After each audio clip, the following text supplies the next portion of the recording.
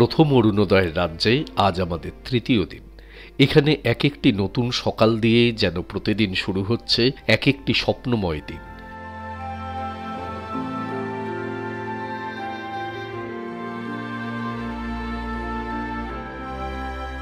জেগে স্বপ্ন দেখা কথাটা অনেকেই শুনেছেন, কিন্তু অরুণাচল প্রদেশে এসে যেন আমরা অনুভব করছি এই কথার প্রকৃত অর্থ। ফুলের বর্ণে, পথের শোভায়, তুষারের শুভ্রতায় আর ঝর্ণার উচ্ছলতায় ভরা এক অপূর্ব নন্দনকানন এই অরুণাচল।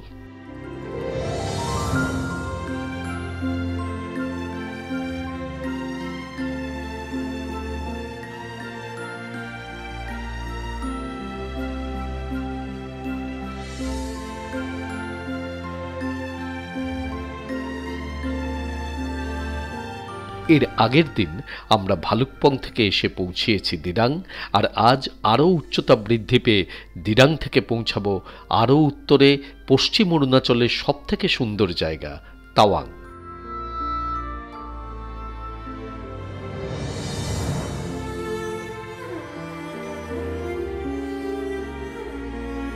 আমাদের সাথে এই যাত্রাপথে দিরাং মনাস্ট্রি ছাড়াও আপনারা দেখবেন বিখ্যাত সেলা টানেল এবং যশবন্তগড় ওয়ার মেমোরিয়াল। তাহলে চলুন শুরু করি আজকের যাত্রা।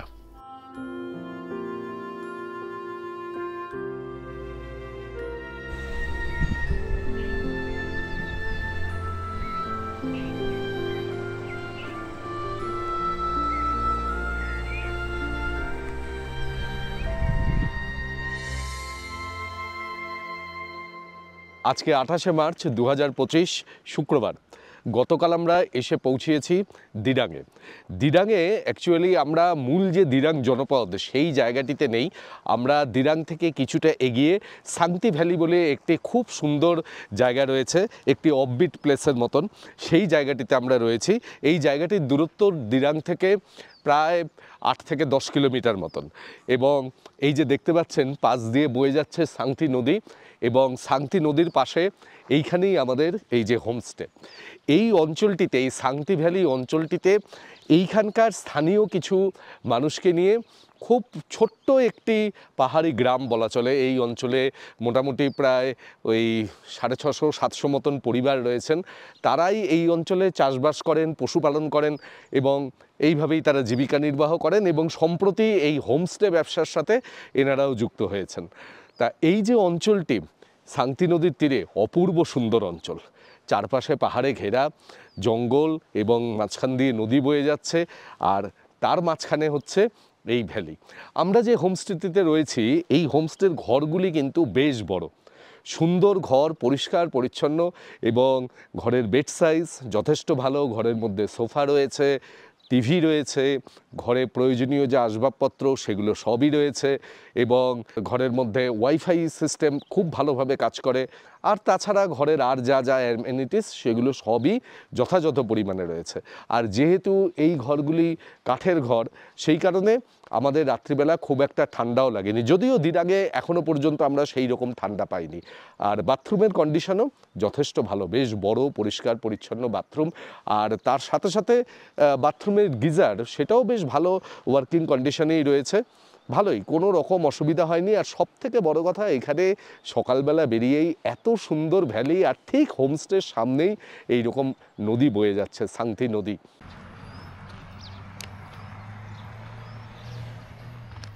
জায়গাটা কিন্তু দারুণ সুন্দর, দারুণ। সকালবেলা উঠে না বারান্দায় বসে থাকলে মন ভালো হয়ে যাবে। সামনে দিয়ে কুলকুল করে নদী বয়ে যাচ্ছে, আর হাজারো পাখির ডাক। আর ওয়েদার যদি ভালো থাকে দুর্দান্ত সূর্যোদয় দেখা যাবে, কিন্তু আজকে তো দেখা যায়নি। খুব ভালো লাগবে। আমরা রয়েছি এই রুমটিতে, কিন্তু এই রুমটি দেখুন একেবারে পুরো নদীর উপরে, দারুণ সুন্দর। এই নদীতে বোটিংও করা যায়। এই যে এইখানে বোট রাখা রয়েছে, এইখানেও রাখা রয়েছে একটি বোট। এইখানে বেশ কতগুলি বসার জায়গা রয়েছে। এই যে এখান দিয়ে নদী বয়ে যাচ্ছে, আর ওইখানে দেখুন, ওইখানে নদীর মধ্যে বসে বেশ আপনারা গল্পগুজব করতে পারেন, খাওয়া দাওয়া করতে পারেন। ওইখানে কত সুন্দর শেড করা রয়েছে, লোহার চেয়ার আর একটি সিমেন্টের টেবিল দেওয়া রয়েছে। খুব সুন্দর পরিবেশ। আর আমরা এই যে হোমস্টেটিতে রয়েছি এর নাম লামঝুম হোমস্টে। হোমস্টের লোকেশনটা কিন্তু সত্যিই খুব সুন্দর, অপূর্ব সুন্দর জায়গায় আমরা রয়েছি। এখন আমরা এই দিরাংয়ের বিভিন্ন জায়গাগুলি আগে দেখে নেব, তারপরে আমরা সোজা চলে যাব তাওয়াং। আমরা রওনা দিচ্ছি মান্ডলা টপের উদ্দেশ্যে। এইখান থেকে দূরত্ব মোটামুটি ওই 25 থেকে 26 কিলোমিটার মতন, 28 কিলোমিটার দূরত্ব।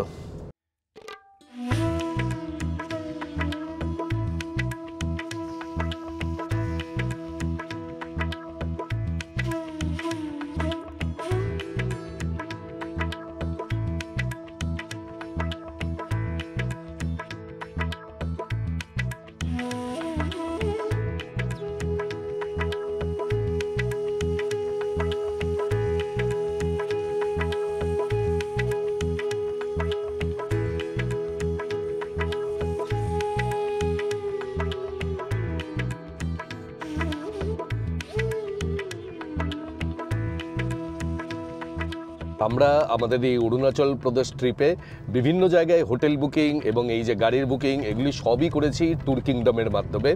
ট্যুর কিংডম অন্তত আমাদের কাছে ভীষণ নির্ভরযোগ্য একটি travel agency. North Bengal, Sikkim, তারপরে নর্থ ইস্ট ইন্ডিয়ার বিভিন্ন জায়গাতে আমি যে কোনো সময় ওনাদের বুকিংকে আমি ভীষণভাবে ভরসা করি। বিশেষ করে আমরা যখন সিকিমে আমরা আটকে পড়েছিলাম, নর্থ সিকিমে, সেই সময় ট্যুর কিংডম যেভাবে আমাদের মানে সাপোর্ট দিয়েছিল, যেভাবে আমাদের ব্যাকআপ দিয়েছিল, সেটা সত্যিই সারা জীবনে আমরা ভুলব না।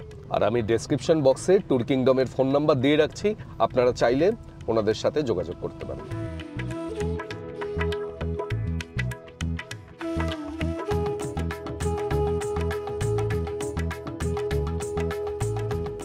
যে আমরা মান্ডলা টপে যাচ্ছি, এই যাওয়ার পথে এই ওপরে এই যে গাছগুলি দেখছেন, এই গাছগুলি হচ্ছে সব অ্যাপেল গাছ, কিউই গাছ, এই সব গাছগুলি। এখন যদিও গাছে কোনো ফল নেই।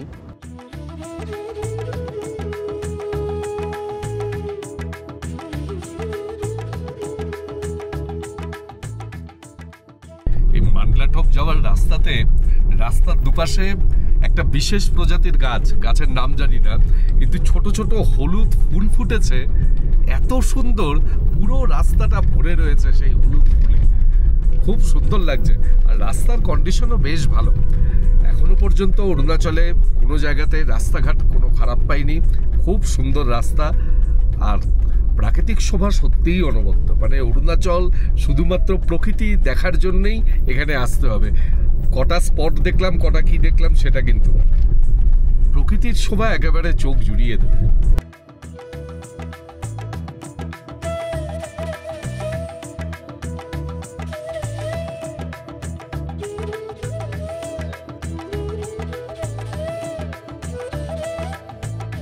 আমরা এসে পৌঁছালাম মান্ডলা টপ। এটি দিরাংয়ের একটি নতুন টুরিস্ট স্পট। মোটামুটি 2-3 বছর হলো এই জায়গাটি জনপ্রিয়তা পেয়েছে। আমরা দিরাং থেকে রওনা দিলাম তখন ওই 8:20 মতন বাজে। এখন মান্ডলা টপে এসে পৌঁছালাম, এখন ঘড়িতে সময় 9:36। তবে জায়গাটি খুব সুন্দর। এই জায়গাটির প্রসিদ্ধি হচ্ছে এইখানে 108টি বৌদ্ধ স্তূপ রয়েছে, অর্থাৎ যে চোরতেনগুলি বলা হয় সেই রকম চোরতেন এখানে 108খানি রয়েছে। আর তার মাঝখানে গৌতম বুদ্ধের একটি মূর্তি রয়েছে। এই অঞ্চলে স্থানীয় পশুপালকের দল, তারাই প্রধানত এখানে বাস করেন। তারা বনজ সম্পদ সংগ্রহ এবং পশুপালন এর মাধ্যমে তাদের জীবিকা নির্বাহ করেন, এবং তারাই এই জায়গাটিতে এই চোরতেনগুলিকে তারা প্রথমে লক্ষ্য করেন, এবং তারপরে এইগুলিকে একে একে উদ্ধার করা হয় এবং সংস্কার করে এই জায়গাটি বর্তমানে ঘিরে রাখা হয়েছে।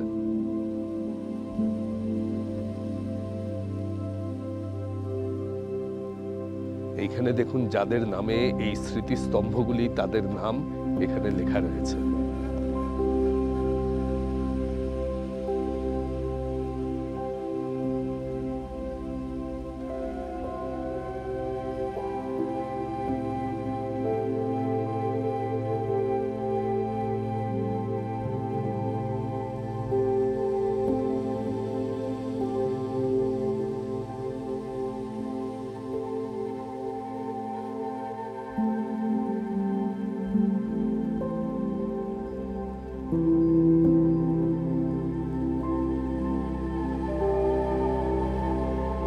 প্রতিটি স্মৃতিস্তম্ভে এখানে ওম মণিপদ্মে হুম লেখা রয়েছে।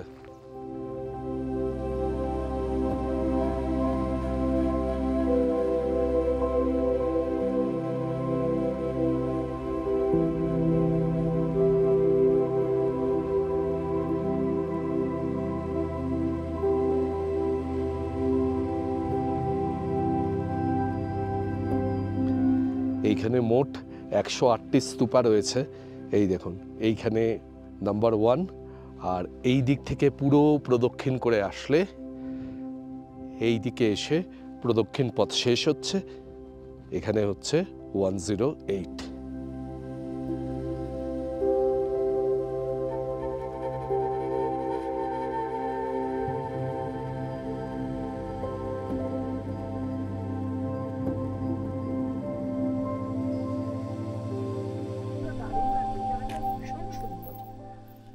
সুন্দর জায়গাটা, দারুণ সুন্দর, একেবারে অন্য রকম, এরকম আগে কখনো দেখিনি। খুব নিস্তব্ধ, একেবারে একটা পিন পড়লেও বোধহয় শব্দ পাওয়া যাবে এইরকম। আর এই জায়গাটা তো মানে অসাধারণ অসাধারণ, খুব ভালো লাগলো। রোদ উঠলে আরো ভালো লাগতো।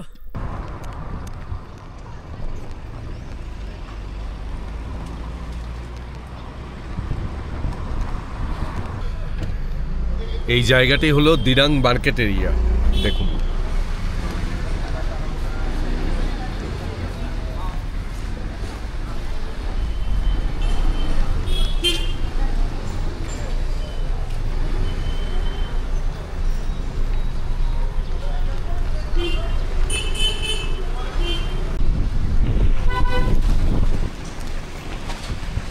এই গাছগুলোতে প্রচুর কমলা লেবু ফল রয়েছে।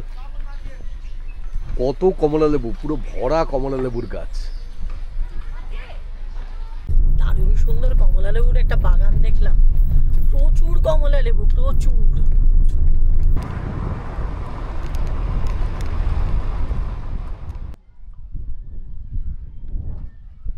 আমরা এখন এসে পৌঁছেছি দিরাং মনাস্ট্রিতে। এই মনাস্ট্রির প্রকৃত নাম থুপসুং ধারগেলিং মনাস্ট্রি। এই মনাস্ট্রির নামকরণ করেছিলেন দলাই লামা। অ্যাকচুয়ালি মনাস্ট্রিটি একটি হিলটপের ওপরে। এই মনাস্ট্রির ওপর থেকে দিরাং শহর খুব সুন্দর দেখা যায়। নিচে দিরাংয়ের জনপদ বিস্তৃত অঞ্চল জুড়ে যেটি রয়েছে, খুব ভালো দেখা যায় এখান থেকে।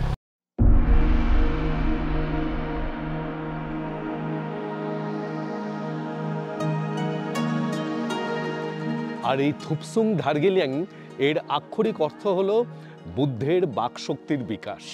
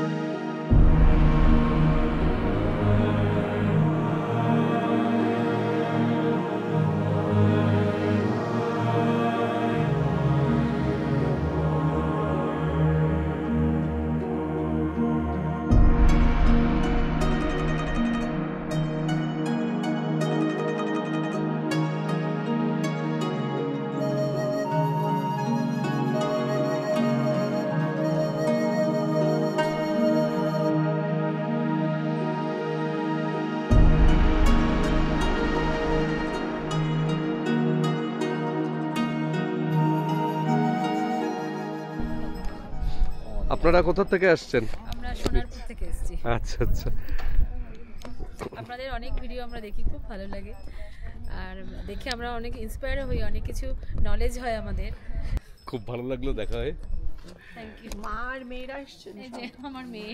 আচ্ছা আচ্ছা, দেখে সত্যিই খুব ভালো লাগে এবং ওনারা আমাদের ভিডিও দেখেন সেটাও জেনে খুব ভালো লাগলো।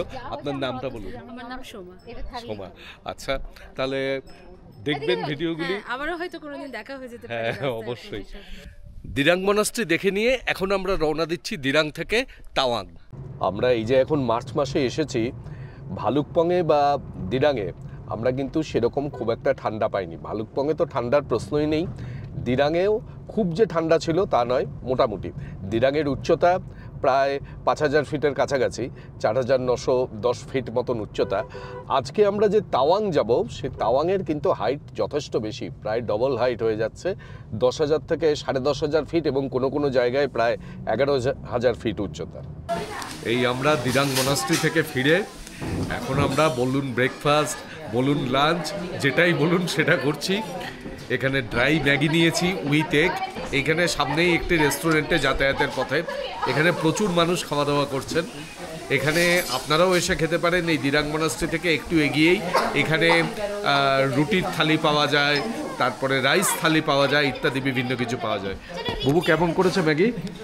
দারুণ, অসাধারণ। কালকে একটা জায়গায় ম্যাগি খেয়ে পুরো কান্না পেয়ে গিয়েছিল, এমন বাজে। আর আজকে ঠিক ততদিক ভালো, দারুণ করেছে।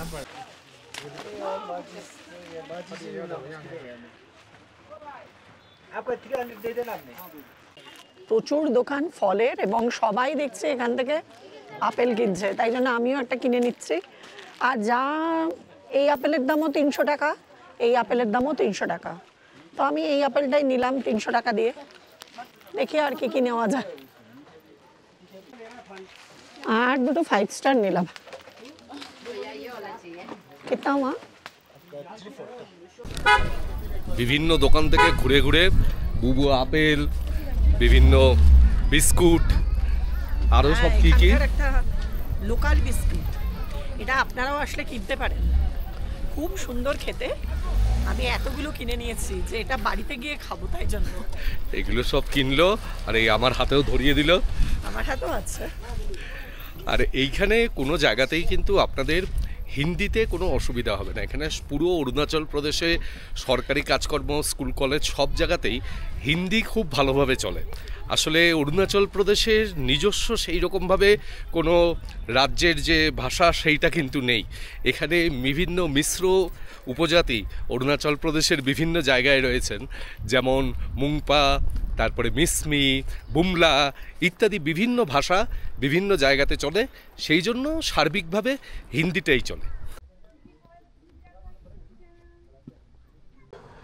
এখন আমরা এসে পৌঁছেছি বৈশাখী। এইখানে ভারতীয় সেনাবাহিনীর একটি উল্লেখযোগ্য রেজিমেন্ট রয়েছে।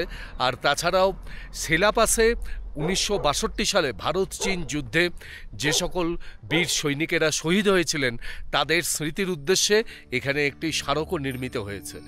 এই অঞ্চলটির উচ্চতা 11,246 ফুট।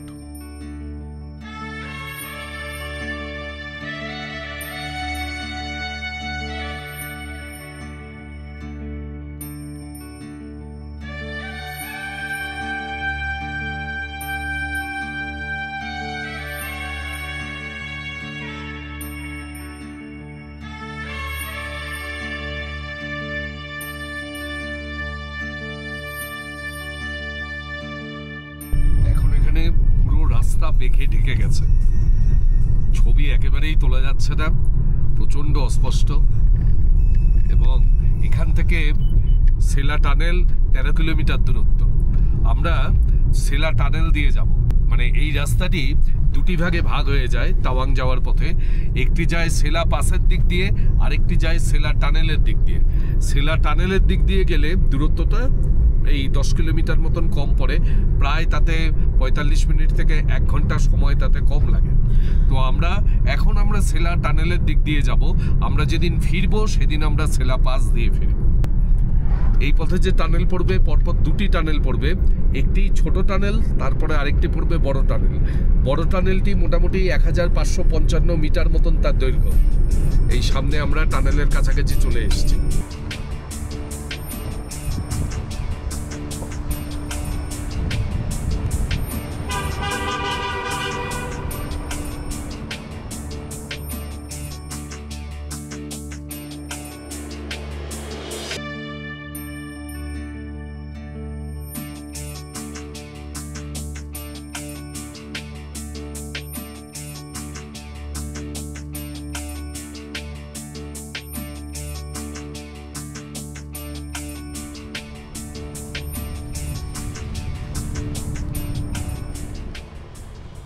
এই আমরা ছোট টানেলটি ক্রস করে এলাম। এই টানেলটির দৈর্ঘ্য 440 মিটার। এরপরে আসবে বড় টানেল। সেই বড় টানেলটির সামনে আমরা নেমে আপনাদের দেখাবো টানেলটি। আর এখানে দেখুন পাহাড়ের গায়ে এখন বরফ জমে রয়েছে।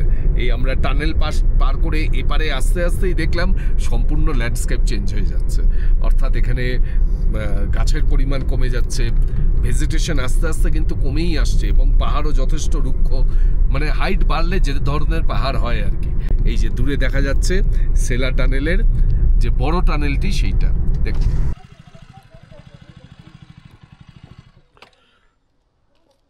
আমরা এখন এসে দাঁড়িয়েছি প্রায় 13,000 ফুট উচ্চতায় এই বিখ্যাত সেলা টানেলের সামনে। এই সেলা টানেল ভারতীয় সেনাবাহিনী এবং বর্ডার রোডস অর্গানাইজেশনের একটি অনন্য কীর্তি। দিরাং এবং তাওয়াংয়ের মধ্যে যাতায়াতের পথ এই সেলা টানেল গঠনের ফলে অনেক সহজ হয়েছে।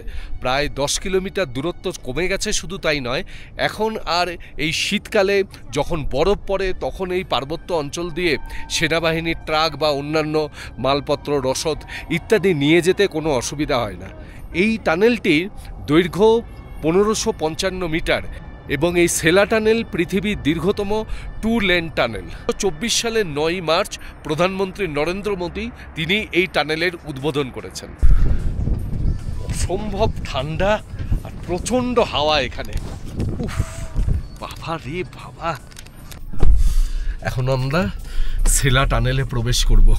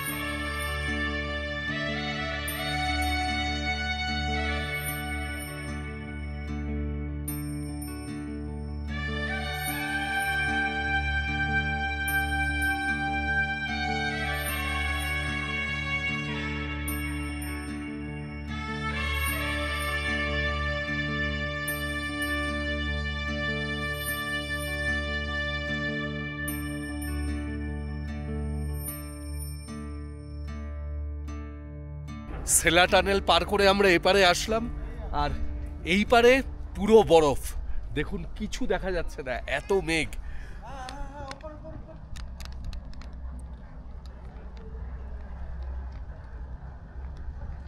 আর এই সেলা টানেল পার করে আমরা এপারে এসে পৌঁছে গেলাম তাওয়াং ডিস্ট্রিক্টে।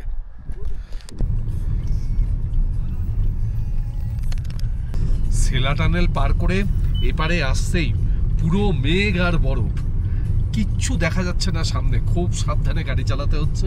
আর বুবু তার মধ্যেই মাঝে মাঝে হাত বাড়িয়ে ছবি তুলে যাচ্ছে। কি ছবি তুলছো এর মধ্যে কে জানে, কিছুই তো দেখা যাচ্ছে না। মানে এত মেঘ, মেঘের মধ্যে দিয়ে আমরা যাচ্ছি।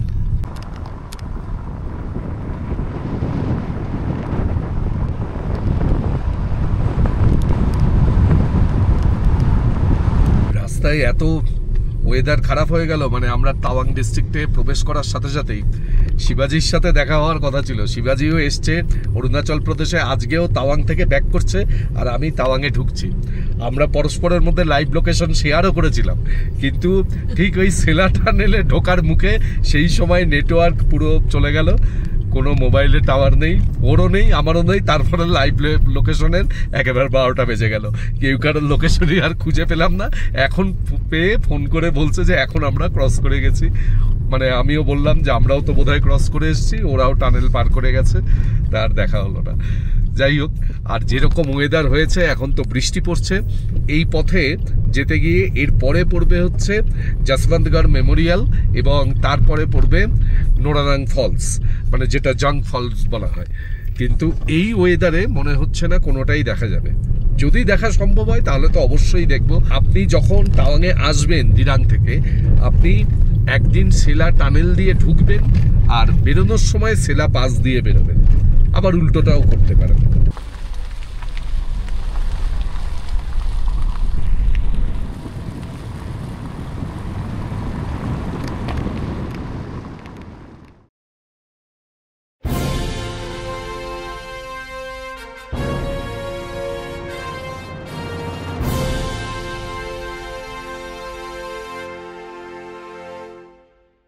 এখন এসে পৌঁছিয়েছি যশবন্তগড় ওয়ার মেমোরিয়ালে।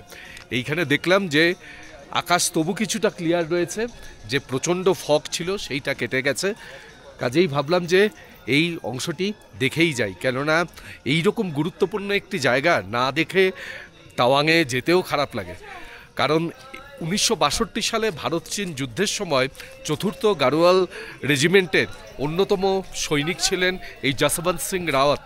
এইখানে সেনাবাহিনীর থেকে এই যশবন্ত সিং রাওয়াতের স্মৃতির উদ্দেশ্যে এইখানে এই যশবন্ত সিং মেমোরিয়াল গঠন করা হয়েছে।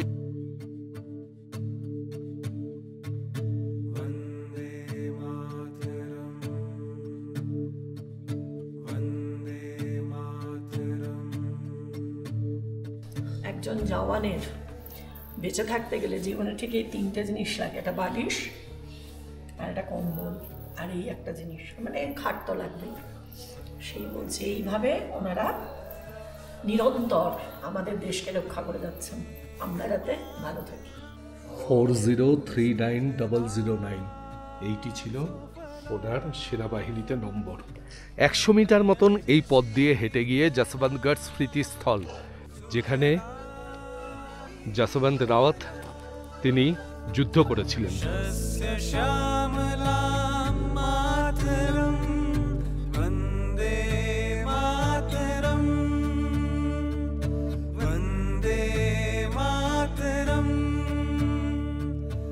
উনিশশো 1962 সালে 17 নভেম্বর এই যুদ্ধ হয়েছিল এবং এই যুদ্ধের কাহিনী শুনলে এখনও গায়ে কাটা দেয়। এই যশবন্ত সিং রাওয়াত আর তার সাথে যে তিলক সিং নেগি এবং গোপাল সিং গুসাইন, এই তিনজনে ছিলেন, তিনজনেই রাইফেলম্যান, এবং তাদের সাথে অন্যান্য সৈনিকেরাও ছিলেন। এইখানে একটি জায়গাতে চীনা সৈনিকেরা একটি ঘাঁটি গেড়েছিল, তারা গিয়ে সেই ঘাঁটি আক্রমণ করেন এবং সেই ঘাঁটিটি সম্পূর্ণ তারা তছনছ করে দেন। কিন্তু সেই যুদ্ধে ত্রিলোক সিং নেগি এবং গোপাল সিং গুসাইন তারা কিন্তু শহীদ হন। একা লড়াই করে 72 ঘন্টা তিনি চীনা সৈনিকদের আটকে রেখেছিলেন। চীনা সৈনিকেরা মনে করছিলেন যেন অনেক ভারতীয় সৈন্য লড়াই করছে, আসলে তা নয়। যশবন্ত সিং রাওয়াত এই যে পার্বত্য অঞ্চলটা, এই পার্বত্য অঞ্চলের বিভিন্ন জায়গায় দৌড়ে দৌড়ে গিয়ে বিভিন্ন অংশ থেকে ফায়ারিং করছিলেন এবং সেই সময় তাকে সহযোগিতা করেছিলেন এই অঞ্চলের দুজন মহিলা, একজনের নাম সেলা আর একজনের নাম নোরা। এবং এই দুজন মহিলার সহযোগিতায় যশবন্ত সিং রাওয়াত 72 ঘন্টা ধরে চীনা সৈনিকদের আটকে রেখেছিলেন। এবং পরে যখন চীনা সৈনিকেরা বুঝতে পারেন যে একটি মাত্র ভারতীয় জওয়ান তিনি লড়াই করছেন, তখন তারা এগিয়ে আসে এবং যশবন্ত সিং রাওয়াতকে হত্যা করে। তবে শোনা যায় যে যশবন্ত সিং রাওয়াত নিজেই নিজের রাইফেল থেকে গুলি করে নিজের প্রাণ তিনি বিসর্জন দিয়েছিলেন, অর্থাৎ শহীদ হয়েছিলেন। মৃত্যুর পর যশবন্ত সিং রাওয়াত এই গাছের গুড়িটির মধ্যেই আটকে ছিলেন এবং তার পরবর্তীকালে এই গাছের গুড়িটিকে অটুট রেখে এই সমাধিস্থলটি তৈরি করা হয়েছে এবং ওনার ব্যবহার্য জিনিসপত্র এখানে রাখা হয়েছে। এই যে লড়াইটি হয়েছিল তার নাম নুরানাংয়ের লড়াই। এটি গাড়োয়াল রেজিমেন্টের 4th ব্যাটালিয়নের জওয়ানরা তারা এই লড়াইটি লড়েছিলেন এবং এইখানে পরবর্তীকালে শহীদ যশবন্ত সিং রাওয়াতের স্মৃতির উদ্দেশ্যে এইখানে মেমোরিয়াল নির্মিত হয়েছে, তারপরে এইখানে সমাধিস্থল তৈরি হয়েছে। আর সেলা এবং নোরার যে আত্মত্যাগ, সেই আত্মত্যাগকে স্মরণে রেখে এখানে সেলা টানেল এবং সেলা পাসের নামকরণ করা হয়েছে। শুধু তাই নয়, এইখানে যে জং ফলস বলে যে বিশালাকৃতি জলপ্রপাতটি রয়েছে, সেই জলপ্রপাতটির নাম নোরার উদ্দেশ্যে নোরা জলপ্রপাত বা নোরানাং জলপ্রপাত নামে পরবর্তীকালে নামকরণ করা হয়েছে। এইখানে বিভিন্ন জায়গায় দেখুন এই বাংকারগুলি রয়েছে। এইখানে একটি বাংকার, এইখানে একটি বাংকার, ওই দূরে ওইখানে একটি বাংকার। এই বাংকারগুলিতে ঘুরে ঘুরে বিভিন্ন জায়গায় যশবন্ত সিং রাওয়াত তিনি লড়াই করেছিলেন। এই দেখুন, এই হলো একটি বাংকারের ভেতরে। এই যে এইখান থেকে রাইফেল নিয়ে যুদ্ধ করতেন। আর একদম হিলটপে এইখানে হেলিপ্যাড, এটি পরবর্তীকালে তৈরি করা হয়েছে। তবে আজকে ওয়েদার খুব খারাপ, টিপটিপ করে বৃষ্টি পড়ছে আর তার সাথে প্রচণ্ড মেঘ, দূরের কিছুই দেখা যাচ্ছে না। কিন্তু আমরা এই যশবন্ত ওয়ার মেমোরিয়াল না দেখে আমরা তাওয়াংয়ে ঢুকতে চাইছিলাম না, কারণ এই যশবন্ত ওয়ার মেমোরিয়াল ভারতীয় সৈনিকদের তেজস্বিতা, তাদের বীরত্ব, তাদের আত্মত্যাগের একটি অনন্য নিদর্শন। এইখানে এসে একটু শ্রদ্ধায় মাথা নত না করে গেলে সেটি নিজের দেশের প্রতি অবমাননা করা হয়। আপনারাও যখন আসবেন অবশ্যই এই যশবন্ত ওয়ার মেমোরিয়াল দর্শন করেই যাবেন। যে কোনো মন্দিরের থেকে, মসজিদের থেকে কোনো অংশে কম পবিত্র নয় এই জায়গা। 1962 সালের 17ই নভেম্বর ভারত চীন যুদ্ধে প্রায় 300 জনের বেশি চীনা সৈনিক মারা গিয়েছিলেন। তাদের এইখানে সসম্মানে সমাধিস্থ করা হয়েছিল এবং এই যে সমাধিস্থলটি, এইটি নির্মাণ করা হয়েছে 1965 সালে।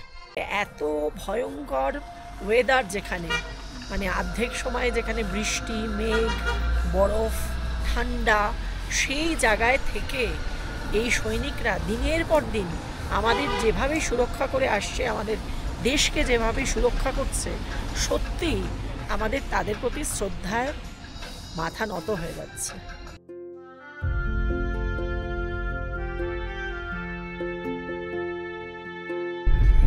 যশবন্ত সিং মেমোরিয়াল দেখে নিয়ে আমরা যখন বেরোলাম, সাথে সাথেই ওয়েদার হঠাৎ করে প্রচণ্ড খারাপ হয়ে গেল।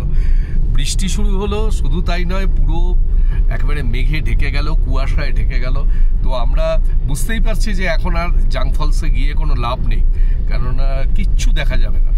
তো আমরা ভাবলাম যে যেদিন ফিরবো, যেটা একটু আগে আপনাদের প্ল্যানটা বললাম, সেটাই বাস্তবায়িত করতে হবে, কিছু করার নেই। কেননা এখান থেকে এখনও তাওয়াং পৌঁছতে প্রায় 50 কিলোমিটার মতন, প্রায় 2 ঘন্টা মতন সময় এখনও লাগবে। এখন প্রায় 4টে বাজে, আমাদের ওখানে পৌঁছতে প্রায় অন্তত 6টা বেজে যাবে।